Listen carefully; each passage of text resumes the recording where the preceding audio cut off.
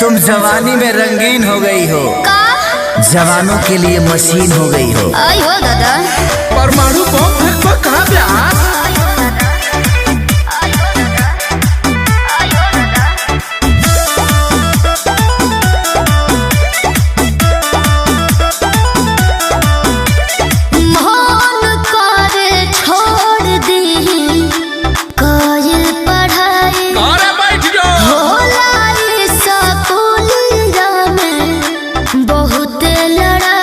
अरे का कहे अरे मन करे छोड़ दी काजल पढ़ाई होला स्कूल में बहुत लड़ाई धके कोनो गड्ढा खींच ले बाटू पटा हमर दिहुआ डरा देले बा तहरा अखिया के काजर है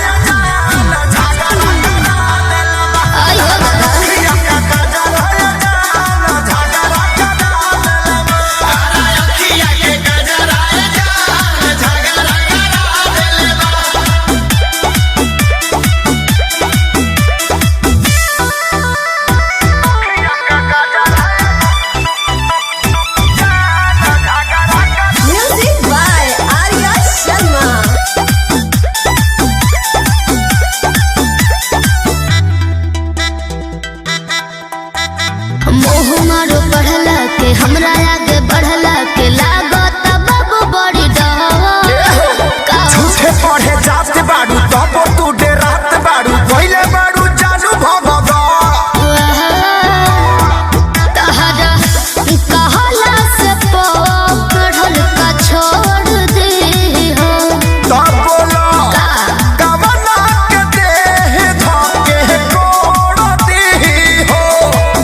तहर पागल बात मोती हमर होई दुर्गति बात निंदिया उड़ा देले बा तोहरा अखिया के गजरा ले जा झगड़ा करना तोहरा अखिया के गजरा ले जा झगड़ा करना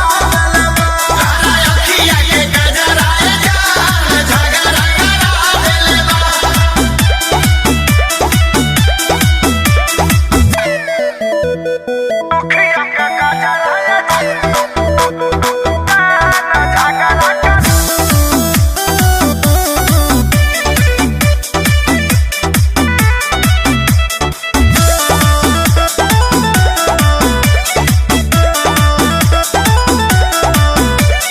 सपोर्ट खाती मारी हो ढलाली हल्ला करे कानमा के बहाली अरे हो बोल कहिया ले झगड़ा के टाली रहिया चलत में लागलू अमर पाली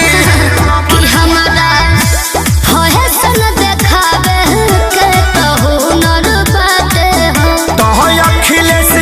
खेसरी से बढ़ के छू छू न बाटे हो अच्छा मोनो भइल बता हो सभे कहे बाह वैसन रास्ता धरा देले बा तोहरा अखिया के जियो ब्यास तोहरा अखिया के गजरा हो गए दो अखिया के गजरा झगड़ा करा